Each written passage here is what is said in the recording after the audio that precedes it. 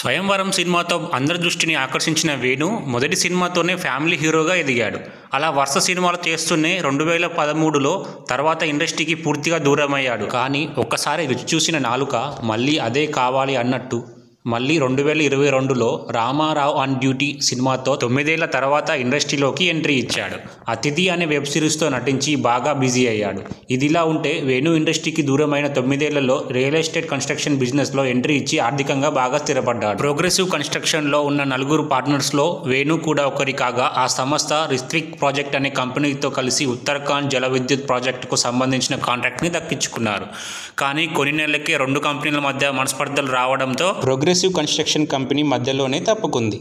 దీంతో హీరో వేణు మరియు మరో ముగ్గురిపై రిత్విక్ సంస్థ కోర్టులో పిటిషన్ వేస్తూ ఆ కాంట్రాక్ట్ని మధ్యలోనే రద్దు చేయడం వల్ల తమకి భారీ నష్టం వచ్చిందని, ఎలాగైనా వారి నుండి ఆ నష్టపరిహారాన్ని ఇప్పించాలని కోర్టులో పిటిషన్ వేయగా కోర్టు ఆదేశాల మేరకు హైదరాబాద్ పోలీసులు వేణు మరియు అతని పార్ట్నర్స్ని కేసు నమోదు చేయడంతో త్వరలో వీరిని అరెస్ట్ చేస్తున్నట్టు వార్తలు అన్ని చోట్ల హల్చల్ అవుతున్నాయి. అసలు వేణుకి సినిమాలలో ఉన్నట్టుండి ఛాన్సులు రాకపోవడానికి గల కారణాలేంటి? జగపతి బాబుకి వేణుకి ఎందుకు గొడవలయ్యాయి? రాశి వేణుకి మధ్య అసలు ఏం జరిగింది?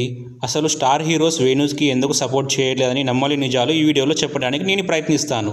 మీరు మాత్రం ఈ వీడియోని పూర్తిగా చూడండి. హీరో వేణు 1976 జూన్ 4వ తేదీన ఆంధ్రప్రదేశ్లోని కాకినాడ జిల్లాలో జన్మించాడు. తండ్రి వెంకట సుబ్బారావు, తల్లి శారద. వేణు నాన్నగారికి ఉద్యోగరీత్యా తరచూ ట్రాన్స్ఫర్ అవుతూ ఉండేది. హీరో వేణు బాల్యం మొత్తం చెన్నైలోనే జరిగింది.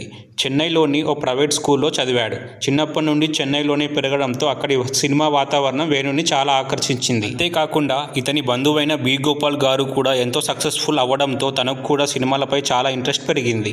తన తండ్రికి తెలియకుండా సినిమాలలో పాత్రల కోసం స్టూడియోల చుట్టూ తిరిగేవాడు. అలా ఎన్ని సంవత్సరాలు తిరిగినా తనకు అవకాశం వచ్చేదే కాదు. అలా పట్టువదలని విక్రమార్కుల్లా కృషి చేసి స్వయంవరం మూవీలో ఛాన్స్ కొట్టేశాడు. అప్పుడే హీరోయిన్స్లలో స్ట్రగుల్ అవుతున్న లయను ఒక మూవీ మేనేజర్ వేణుకి సజెస్ట్ చేశాడు. దీంతో లయని హైదరాబాద్కు రప్పించి ఆడిషన్ చేయగా లయ వేణుతో పర్ఫెక్ట్గా సెట్ అవ్వడంతో హీరోయిన్గా లయను ఫైనల్ చేశారు.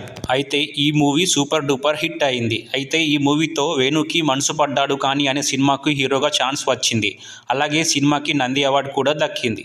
అయితే ఇదే సమయంలో హీరో వేణు రాశితో కలిసి రిలేషన్షిప్లో ఉన్నట్టు వార్తలు కూడా బయటికి వచ్చాయి. అయితే ఈ సినిమా రిలీజ్ అయ్యాక మంచి పేరును సంపాదించుకున్నాడు. అలాగే ఈ మూవీకి నంది అవార్డు కూడా దక్కింది. ఆ తర్వాత హీరో వేణు వరుస సినిమాలతో బిజీ అయిపోయాడు.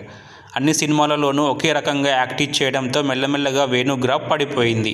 అయితే తనకు ఎవరు అవకాశం ఇవ్వకపోవడంతో 2013లో తన మిత్రుడితో కలిసి తనే ప్రొడ్యూస్ చేసిన రామ్చారి ఎన్నో ఎక్స్పెక్టేషన్తో రిలీజ్ కాగా అట్టర్ ఫ్లాప్ అవ్వడంతో చాలా డిప్రెషన్లోకి వెళ్ళిపోయాడు. అయితే 2013లో సినిమాలకు గుడ్ బై చెప్పేసి కన్స్ట్రక్షన్ ఫీల్డ్లో తన ఫ్రెండ్స్తో కలిసి ఓ కంపెనీ స్టార్ట్ చేశాడు. నార్త్ ఇండియాలో రోడ్, బ్రిడ్జెస్, కెనాల్స్ అంటూ కన్స్ట్రక్షన్ కాంట్రాక్ట్ తీసుకుంటూ చాలా డబ్బు సంపాదించాడు. ఇదిలా ఉండగా జగపతి బాబుతో ఉండే ఫ్రెండ్షిప్ కారణంగా వీరిద్దరూ కలిసి ఖుషీ ఖుషీగా, హనుమాన్ జంక్షన్ అనే సినిమాలు చేశారు.